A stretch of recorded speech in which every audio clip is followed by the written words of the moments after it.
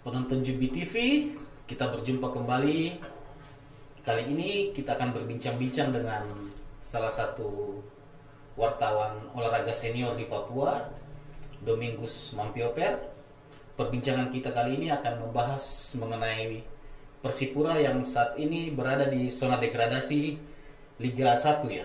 Ya, untuk musim 2021. Liga 1 musim 2021. Ini sebuah, bisa dikatakan sebuah prestasi yang sangat jauh dari harapan, karena kita tahu selama ini Persipura selalu berada di 5 besar, apalagi untuk mengakhiri musim putaran pertama kompetisi minimal dia berada di peringkat kedua atau ketiga. Ya, biasanya lima besar ya. Minimal 5 besar. Nah, sebenarnya apa yang terjadi dengan tim Persipura di musim ini, Pak Mingus?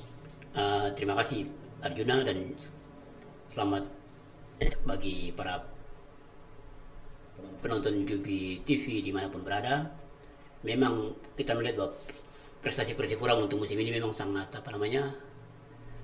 menurun sekali, terutama ketika hijrahnya beberapa pemain ke Persebaya, terus pemain senior juga mulai sedikit, dan regenerasi yang agak terlambat sehingga mereka agak terseok-seok lah untuk menuju ke posisi yang aman yang biasanya mereka tempati. Yang berikut adalah kompetisi musim ini agak berbeda dengan yang lalu karena mereka harus bertanding di Pulau Jawa yang tentunya jauh dari keluarga, jauh dari penonton, dan memang kebijakan musim ini kan tidak ada penonton, tapi paling tidak mereka harus dekat keluarga juga. Itu juga pengaruh, artinya mereka homesick lah, homesick sehingga bermain juga tidak enjoy dan masih merasa beban, dan apalagi pemain baru belum padu benar dengan pemain yang senior. Ini juga mempengaruhi mereka untuk bermain secara. Ada regenerasi yang terlambat di tim Persipura. Ya, memang saya lihat juga selain itu ada regenerasi yang terlambat karena dari Boas ke Ferdinand Pahabol, Entahir itu kan ada jarak sampai ke si Tot Ferry yang pernah kena skor tinggi, ada jarak sehingga mereka tidak ada yang menjembatani antara generasi itu. Ditambah lagi yang terakhir ini kan Boas dicoret dari tim Persipura, dan kapten yang sebagai pemimpin untuk bisa menjaga itu juga tidak hilang juga begitu. Makanya kehilangan leader di lapangan. Iya, kehilangan leader di lapangan. Dan selama beberapa pertandingan kan Jackson memberikan ban kapten kepada si Gunnar Mandoen.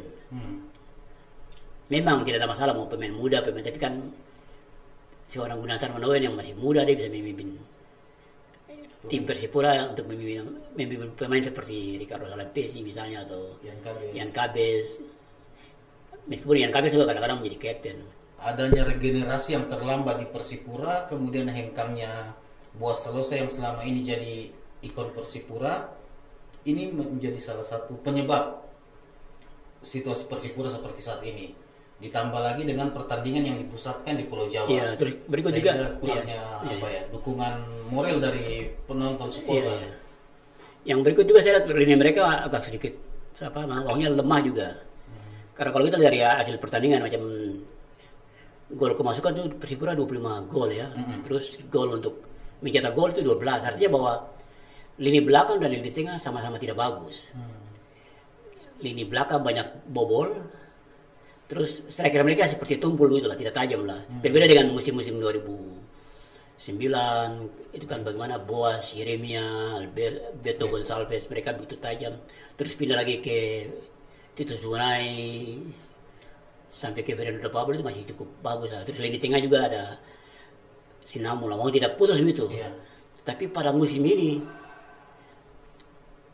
Persipura tidak punya gelandang. Iya, tidak punya gelandang yang bagus. Lini belakang juga kebobolan, depan juga tidak tajam lah, seperti macam striker yang baru yang asing ini siapa? Yang striker asing. Iya, dia baru cetak Jeffrey ya, baru cetak 1 gol kemarin waktu lawan Sleman. Apakah juga ada dampak dari perubahan dalam manajemen Persipura? misalnya antara pergantian manajer dan perombakan beberapa struktur dalam manajemen Persipura. Apakah itu berdampak pada tim atau seperti apa menurut Anda? Artinya di manajemen juga ada masalah karena mereka kan yang harus mencari dana untuk. Artinya kalau kita mendapat pemain yang bagus, harus bayarnya juga harus sesuai dan kontrak. Jadi manajemen juga harus pintar mencari itu apa financial untuk ke tim, untuk klub karena mereka sudah klub profesional, jadi harus mencari dana untuk mensupport. Karena selama ini kan Persipura hanya dapat dana dari bank, Salah satu bank di Papua dan perusahaan tambang. Yang selebihnya kita belum tahu lah. Mestinya mereka harus mencari apa sponsor agar bisa mencari pemain yang bagus, dan juga saya melihat mereka pemain muda juga jarang, jadi mereka kebanyakan ambil dari pemain PON. Padahal mestinya Persipura juga harus punya akademi Persipura untuk apa namanya merekrut pemain. Pembinaan usia ini harusnya harus ada karena namanya klub profesional ya. Selain itu hilangnya gelandang seperti Emmanuel Wanggai, Gerard Pangkali ditambah cederanya Nelson Alom, ini sepertinya juga membuat situasi tim Persipura tidak punya roh permainan untuk mengatur penyerangan dan posisi transisi dari menyerang ke bertahan. Apakah siapa sebenarnya pemain yang bisa mengganti posisi itu saat ini di Persipura? Memang Persipura ada punya Yan Kabes, tapi Yan Kabes kan dia semakin bertambah usia dan gerakannya agak sedikit lambat. Totere juga saya lihat kita perlu mengajak dia makanya harus mengurusi dia karena dia berapa kali mendapat kartu merah itu. Dari sisi mental. Dari sisi mental, kematangan mentalnya, terus apa mungkin ada masalah sehingga dia masih belum mampu menggantikan peran Edo Rival Dalam atau Yan Kabes atau Sarahan dulu untuk bisa bagaimana menyuplai bola ke depan dan gelandang bertahan seperti M. Tahir untuk memotong itu serangan ke gawang Persipura. Sementara M. Tahir selama ini kan dia selain di gelandang dia juga bermain sebagai back tengah untuk tempatnya Ricardo Salapesi. Nah sementara Ricardo sendiri kan ini usia sudah sudah hampir 40-an lah, sudah sebenarnya mestinya peran itu Tinus Paya itu penting karena mesti di belakang itu ada pemain yang senior yang bagus untuk mengkoordinir di belakang. Misalnya kali dulu Persipura kan ada Victor Bonevo didampingi oleh Ruben Sanadi, jadi ada pemain-pemain yang bisa menonjol. Terus di tengah itu mesti ada gelandang juga yang menonjol. Katakanlah dulu macam ada Sarahan, Ivan Alam, jadi dia bisa kontrol yang dua. Di depan ada Boas, jadi tiga setiap lini ada yang memimpin. Iya, ada yang memimpin. Jadi bisa berguna ketika ada pelanggaran tapi mereka bisa menenangkan pemain. Kalau tidak, mereka bermain seperti sendiri-sendiri begitu, individu lah. Egoisnya masih. Iya, atau tanpa ada yang kontrol. Banyak yang menganggap Pak Minggos, banyak yang menganggap Persipura ini sebenarnya materi pemain Persipura ini cukup bagus. Cuma kita butuh pelatih yang mengerti bagaimana memanfaatkan materi-materi pemain yang ada ini. Nah, Jackson pernah berhasil membawa Persipura juara 3 kali Liga Super Indonesia. Tapi akhirnya di musim ini dia gagal. Kemudian Alfredo Vera masuk. Bagaimana Pak Minggos melihat potensi Alfredo Vera untuk melatih Persipura ke depan ini, untuk memanfaatkan potensi pemain yang ada? Memang Alfredo Vera datang pada saat mental bertanding pemain menurun ya. Tapi dengan adanya 1 kali menang dan 2 kali seri, artinya bisa memberikan harapan lah. Terutama lawan Bayangkara FC mereka menguasai pertandingan. Juga lawan PSS Sleman. Terus itu mereka sudah mulai kuasai lapangan. Artinya ball possession mereka kuasai lah.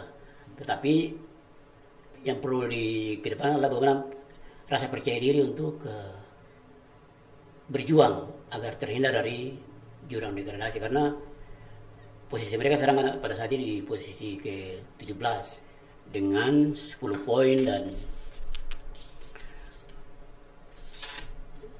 masih menyisakan 1 pertandingan lagi untuk nanti melawan PSS Semarang nanti. Artinya kalau mereka bisa menang bisa menambah untuk menghindari zona degradasi ya. Berarti terus pikir juara dulu. Pokoknya yang penting yang perlu dipikir itu bagaimana keluar dari terhindar dari zona degradasi.